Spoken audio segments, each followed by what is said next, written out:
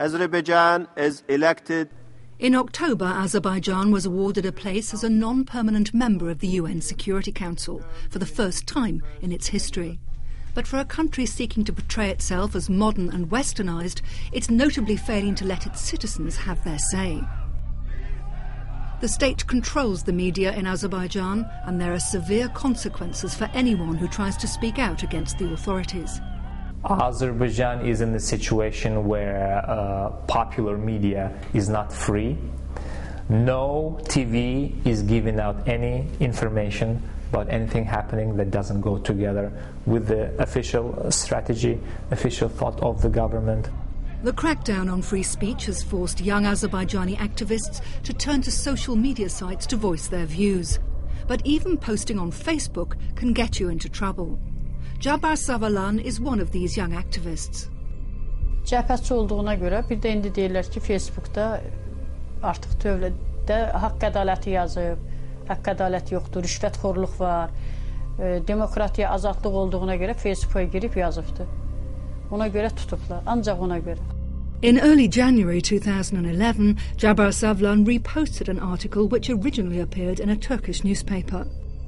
This described President Ilham Aliyev as corrupt and a gambler. Soon afterwards, Jabar was arrested. 5 fevralda Xalq Cəbhəsinin iclası vaxtı evə gələndə Jabar podyezddə polis əməkdaşları tərəfindən yaxalanıb, polis şeyinə aparıldı, şöbəsinə. Dedi, cibindən narkotik tutmuş. He was interrogated over 2 days with no access to a lawyer. Jabar said police slapped and threatened him until he signed a confession. He was convicted of possessing illegal drugs for personal use, despite a blood test taken after his arrest, which showed no trace of drugs.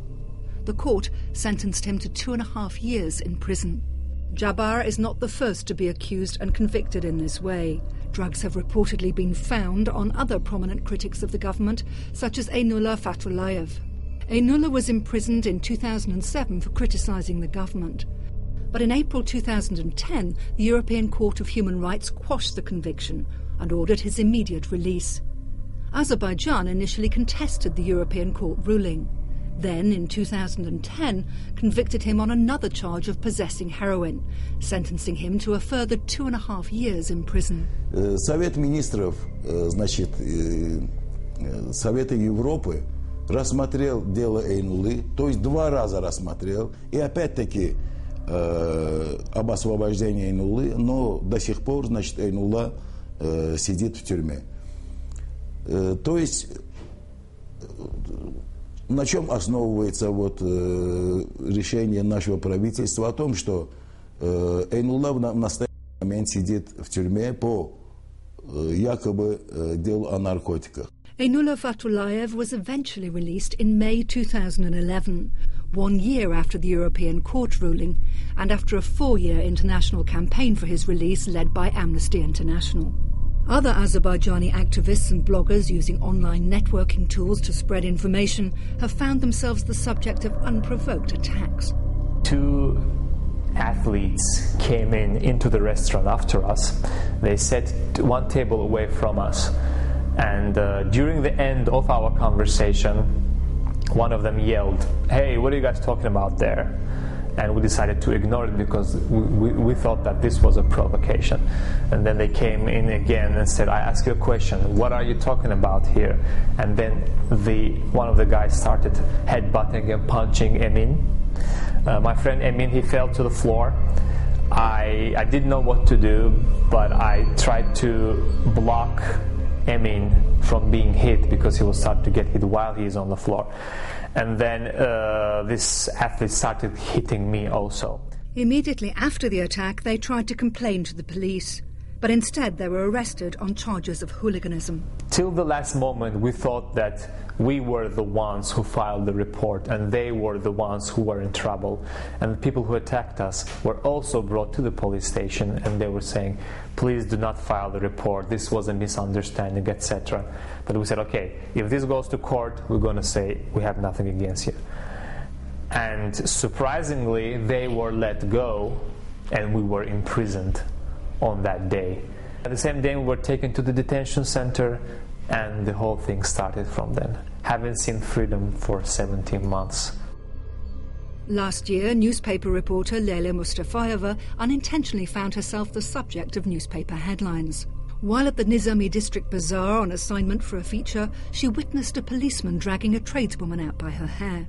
She began to photograph the assault, but soon became embroiled in the trouble. Ben həmin kadrları lentə keçirmək istədim, şəkillər çəkdim. Bu zaman qadını sürüyən polis işçisi mənim şəkilimi çəkdiyimi gördü və vəhşicəsinə üstümə aşağıladı. Kimliyimi soruşdu, vəsiqəni çıxartdım, göstərdim, qəzetin mənə verdiyi vəsiqəni. Yəni vəhşicəsinə vəsiqəni əzərək qarın üstünə atdı və fotoaparatımı da zorla cibimdən çıxartdı, götürdü. Mən onu qorumağa çalışırdım. Leyla was arrested. She was eventually released, but all her photos had been deleted from her camera. Qısaca olaraq kafi demək olar, çünki ölkədə söz azadlığına bağlı vəziyyət çox pisdir. İstər söz azadlığına bağlı vəziyyət çox pisdir, istər siyasi sahədə olsun, istərsə də elə jurnalistika sahəsində. Azerbaijanis are increasingly being denied their most basic human right, freedom of speech.